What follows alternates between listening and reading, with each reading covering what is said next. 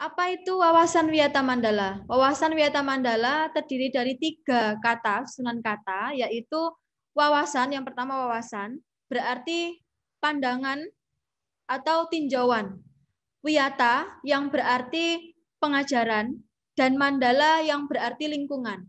Dapat kita simpulkan, wawasan Wiyata Mandala adalah cara pandang sekolah sebagai lingkungan pendidikan dan pembelajaran.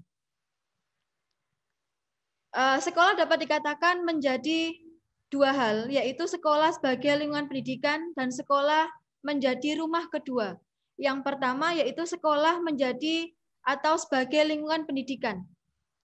Di sini sekolah adalah tempat untuk melaksanakan kegiatan belajar mengajar.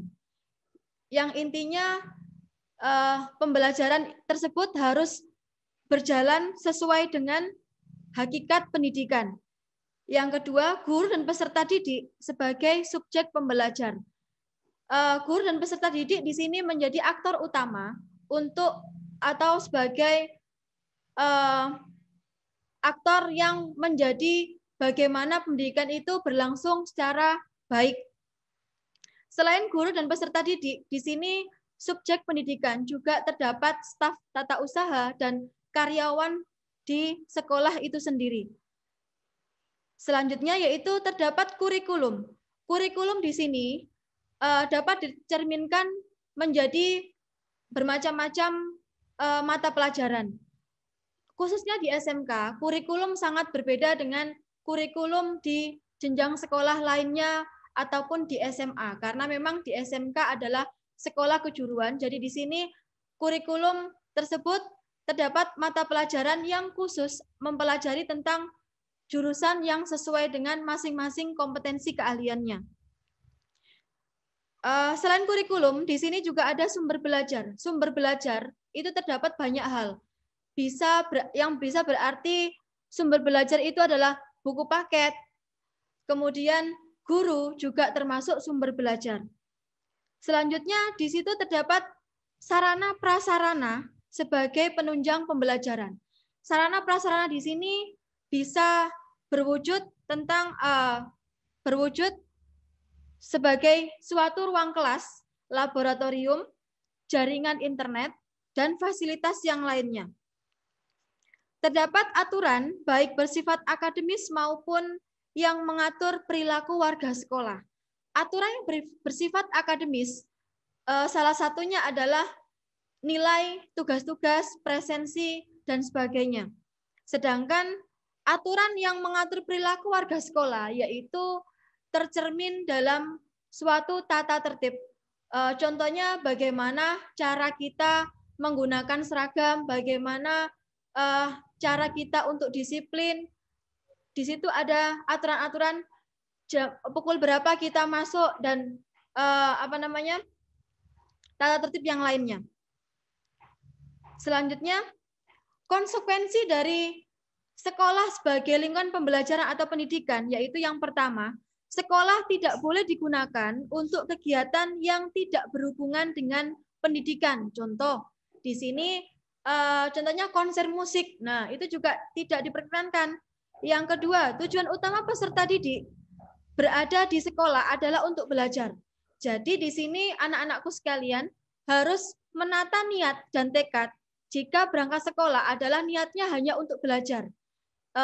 Menata tekad dan niat tersebut itu bisa menghilangkan atau menghilangkan hal-hal negatif yang menghambat pembelajaran atau belajar itu sendiri. Yang ketiga, setiap warga sekolah harus mematuhi peraturan yang berlaku di sekolah. Tidak hanya peserta didik, guru ataupun karyawan juga harus mematuhi peraturan yang berlaku di sekolah. Yang keempat, setiap warga sekolah harus mampu menunjukkan karakter warga terdidik, baik di dalam maupun di luar. Hal ini dapat dicontohkan sebagai contoh, suatu peserta didik adalah termasuk kalangan terpelajar. Jadi kita harus bersikap bagaimana kita bertutur kata, bagaimana kita bersopan santun terhadap orang lain, baik itu di dalam sekolah maupun di luar sekolah. Yang selanjutnya, sekolah sebagai rumah kedua. Nah, di sini anak-anakku sekalian, peserta didik menghabiskan sebagian waktunya di sekolah. Mungkin sebelum pandemi ya, sebelum pandemi COVID-19, siswa-siswi atau peserta didik sebagian besar waktunya memang dihabiskan di sekolah, mulai pagi sampai sore. Jadi kita harus mengatakan sekolah sebagai rumah kedua kita. Selanjutnya, guru adalah orang tua peserta didik di sekolah. Seperti halnya di rumah ya, di rumah. Peserta didik atau anak-anakku sekalian juga mempunyai orang tua. Orang tua adalah bapak ibu kita di rumah. Sedangkan di sekolah, orang tua kita adalah guru-guru kita. Jadi bagaimana kita harus bersikap kepada guru-guru layaknya kita bersikap kepada orang tua kita di rumah. Selanjutnya teman sebaya, kakak kelas dan adik kelas adalah saudara peserta didik di sekolah. Seperti halnya saudara kita di rumah juga. Jadi bagaimana kita saling mengenal dan saling mengasihi. Untuk selanjutnya yaitu ruang kelas. Ruang kelas, laboratorium, dan fasilitas yang lainnya adalah rumah bersama warga sekolah.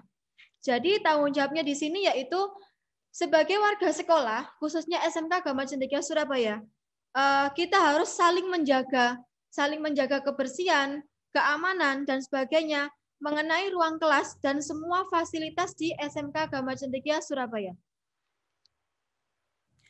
Mari kita mengenal lebih jauh tentang SMK kita, yaitu SMK Agama Cendekia Surabaya. Mungkin tadi sudah anak-anakku sudah menyimak tentang profil dari SMK Agama Cendekia dalam bentuk video. Sekarang Budi akan menerangkan lebih jauh tentang SMK Agama Cendekia Surabaya. Yang pertama, kita akan ke lokasi dulu ya. Ke lokasi SMK Agama Cendekia Surabaya. SMK Agama Cendekia Surabaya berada tepat di Jalan Kalijudan nomor 34B Surabaya, termasuk dalam Kecamatan Mulyorejo. Ya. Selanjutnya, kompetensi keahlian di SMK Agama Cendekia Surabaya ada 4, yaitu yang pertama multimedia. Nah, multimedia di sini kalian kalau misalnya sudah menentukan jurusan ke multimedia, nanti kalian akan dibekali ilmu tentang bagaimana cara mengedit video. Nah, seperti live seperti ini juga, ini adalah karya dari anak-anak jurusan multimedia. Yang kedua yaitu farmasi klinis dan komunitas. Pada dasarnya farmasi juga ada dua sebenarnya ya. Ada farmasi klinis dan komunitas, juga ada farmasi industri. Tapi kalau SMK Agama Cendekia di sini farmasi klinis, lebih ke dunia kesehatannya. Untuk farmasi di sini akan dibekali ilmu tentang bagaimana cara ilmu resep, farmakognosi, farmakologi, meracik obat dan lain-lain, baik itu obat yang bersifat kimia atau herbal ya. Yang selanjutnya adalah bisnis daring dan pemasaran. Jika bisnis daring dan pemasaran, kita akan mempelajari bagaimana cara strategi bisnis online, bagaimana cara menjadi pramuniaga yang baik, atau bagaimana cara menjadi kasir dan sebagainya. Selanjutnya yaitu asisten keperawatan. Asisten keperawatan ini ada ilmu-ilmunya, yaitu bagaimana cara berkomunikasi kepada pasien, bagaimana cara kita memperlakukan pasien, memenuhi kebutuhan dasar manusia, dan lain-lain. Itu adalah seputar kompetensi keahlian di SMK Agama Cendekia Surabaya. Selanjutnya yaitu bagaimana generasi kita. Mungkin anak-anakku sekalian bertanya-tanya ya, setelah saya di SMK Agama Cendekia atau selama saya di SMK Agama Cendekia, apa saja sih yang akan saya lakukan? Nah, di sini atau SMK Agama Cendekia Surabaya adalah bercita-cita, pelajarnya atau siswanya bercita-cita sejak muda. Setiap ada kompetisi atau lomba apapun atau olimpiade, kita selalu aktif mengikutinya. Nah, itu adalah salah satu wujud dari bercita-cita sejak muda atau mengukir prestasi ya. Yang kedua yaitu membangun rencana usaha untuk mandiri. Nah, di SMK Agama Cendekia itu tidak hanya mempelajari tentang ilmu-ilmu yang berhubungan dengan kompetensi keahliannya, tetapi di sini juga ada dibekali tentang bagaimana kita cara berwirausaha dan lain-lain. Selanjutnya, peserta didik di sini yaitu percaya diri untuk kompeten di bidangnya. Selama 3 tahun kita akan mendidik. Selama 3 tahun kita akan mendidik putra-putri kita menjadi siswa-siswi dan pelajar yang kompeten di bidangnya. Selanjutnya siap bekerja ketika lulus. Nah, di sini tidak jarang ya siswa atau peserta didik sebelum mendapatkan ijazah hanya berbekal SKL, itu anak-anak kita sudah banyak yang diterima di perusahaan atau DUDI atau dunia usaha, dunia industri yang sesuai bidangnya. Yang selanjutnya yaitu berjiwa entrepreneur atau wirausaha seperti poin kedua tadi. Jadi kita sudah membekali anak-anak ilmu tentang kewirausahaan. Seperti yang digambar itu ya, di situ ada hand sanitizer, itu adalah produk dari kompetensi keahlian farmasi klinis dan komunitas. Terus kemudian kalau untuk bisnis dari pemasaran, kami mempunyai yang lagi hit sekarang ini ya, yaitu buket atau hampers. Kita juga melayani seperti itu. Untuk multimedia silakan di subscribe yaitu YouTube-nya Smegadia. Di situ juga ada kita melayani untuk Smegadia organizer yang mempunyai hajatan, monggo silakan. Jadi anak-anak kita untuk yang multimedia itu bisa menjembatani untuk dokumentasi peristiwa-peristiwa penting atau agenda-agenda penting dalam di masyarakat sekitar. Selanjutnya, visi misi di SMK Ahmad Cendekia mungkin tadi sudah ini ya tercantum di video profile, jadi Budia tidak menerangkan satu persatu. Lanjut saja ke sistem pembelajaran. Jadi sistem pembelajaran di SMK Ahmad Cendekia Surabaya yaitu selama pandemi COVID ini sangat penting menggunakan e-learning. Jadi kita sudah siap untuk menghadapi COVID ini dengan e-learning. Biasanya kita menggunakan Google Meet, insya Allah ya, Google Meet, Google Classroom, dan lain-lain. Mungkin anak-anakku juga tidak asing lagi karena memang di SMP juga mungkin sudah menghadapi seperti ini. Jadi Google Classroom, apalagi ya, ada Webex dan lain-lain mungkin tidak asing lagi ya. Selain e-learning juga ada praktek. Praktek itu biasanya ada beberapa praktek yang tidak bisa terwakilkan dengan e-learning. Jadi kita juga tetap menggunakan PTM atau pertemuan tatap muka.